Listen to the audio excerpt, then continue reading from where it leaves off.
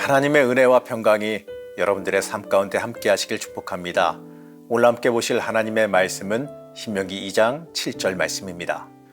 내 하나님 여호와께서 내가 하는 모든 일에 내게 복을 주시고 내가 이 큰 광야에 두루 다님을 알고 내 하나님 여호와께서 이 40년 동안을 너와 함께 하셨으므로 내게 부족함이 없었느니라 하시기로. 오늘도 매일 말씀 묵상과 함께하는 우리 제천교회 성도님들을 축복합니다.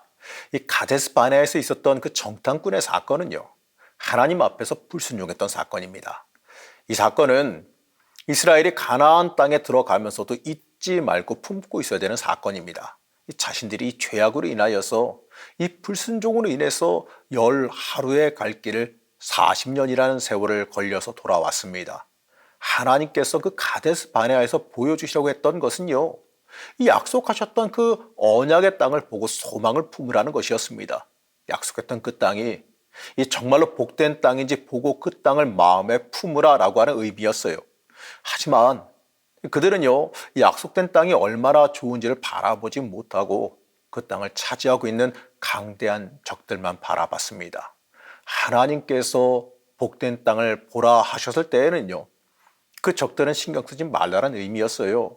이 출애굽의 모든 과정을 지켜봤던 이스라엘이라면 당연히 하나님의 능력을 의지하면서 그 적들을 신경 쓰지 말았어야 됩니다. 애굽도 물리치고 나왔는데 그들이 문제가 되겠느냐 하는 그 믿음이 있었어야 됐어요. 하지만 그들은요, 하나님을 의지하는 것이 아니라 세상의 문제 앞에 녹아내렸습니다. 맞습니다. 우리도 이 땅을 살면서요, 우리가 만나는 그 문제 앞에 무너져 내릴 때가 많습니다. 그 문제보다 더 크신 하나님을 의지하지 못하고 그 문제 그 자체만을 바라보고 무너져 내린다는 거예요. 내 능력과 힘만 생각하면 무너져 내릴 만하긴 하죠. 하지만요, 여러분 잊지 마십시오. 우리는 혼자가 아닙니다. 나 혼자서 인생을 살아가는 것이 아니라 하나님께서 내 인생에 함께 동행하심을 우리는 믿어야 됩니다. 오늘 말씀은 이스라엘 백성이 요단 동편 지역을 통과하는 과정을 돌아보게 해줍니다. 그 요단 동편 정복은요, 가데스 바네아와는 이 다른 모습을 지녔습니다.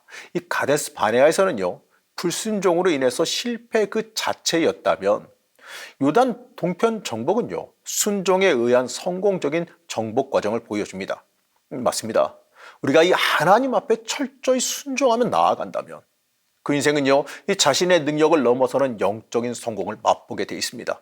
그 과정이 때로는 길 수도 있고 어려울 수도 있지만 하나님이 함께 동행하신다면, 그 하나님의 능력을 우리가 믿고 의지한다면 결국에는 놀라운 승리를 체험하게 돼 있습니다. 우리는 이것을 믿는 믿음을 가져야 합니다.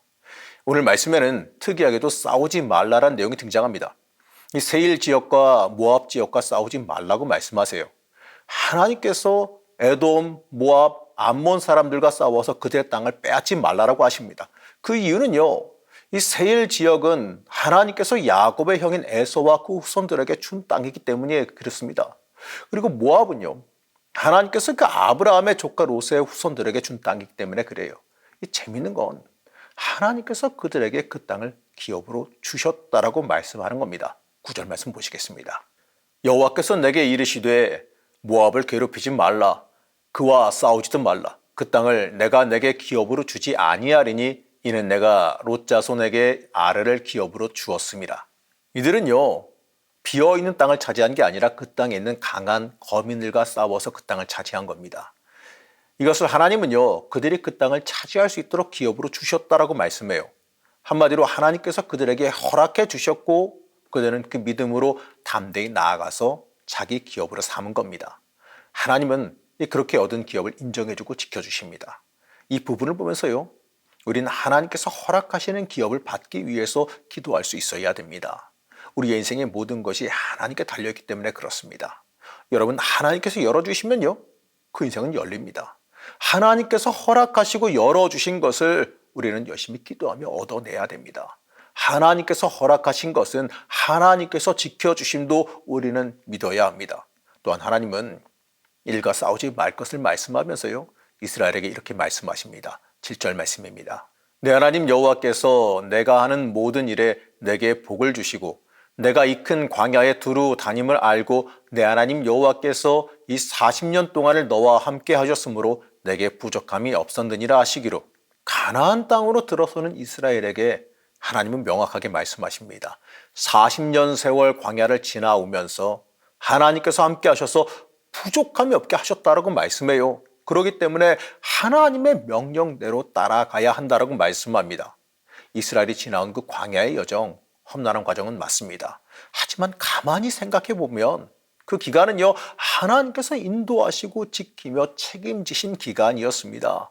낮에는 구름 기둥으로 그늘을 만들어 보호하시고 밤에는 불 기둥으로 따뜻하게 하시고 각종 짐승들로부터 보호하셨습니다. 어디로 가야 할지도요, 항상 인도하셨고요, 이동할 때에도 그들이 이동할 수 있도록 기다려 주셨습니다. 그리고 만나를 주시며 이동할 양식이 끊어지지 않게 해주셨습니다. 심지어요, 그들의 옷과 신발마저도 떨어지지 않게 하셨어요. 신명기 29장 5절 말씀 보시겠습니다.